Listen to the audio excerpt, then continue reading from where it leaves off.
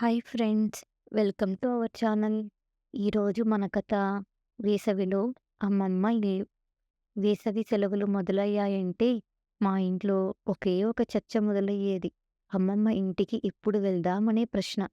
బ్యాగులు సర్దుకోవడం, అమ్మ చేసిన పులిహోర పొట్లాలు కట్టుకొని ఆ చక్కని రైలు ఎక్కి ఆ ప్రయాణం ఎంతో సంతోషాన్ని ఇచ్చేది.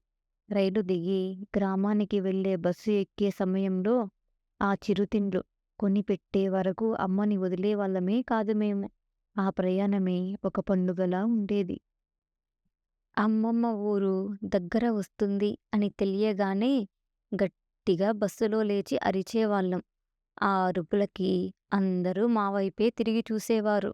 పక్కన పచ్చని పొలాలు, గాలిలో పశువుల గంటల శబ్దం మరియు మట్టి రోడ్లు. ఆ ప్రకృతి, ఆ పల్లెటూరు, ఆ సువాసనే ఎంతో ఆనందాన్ని ఇచ్చేది.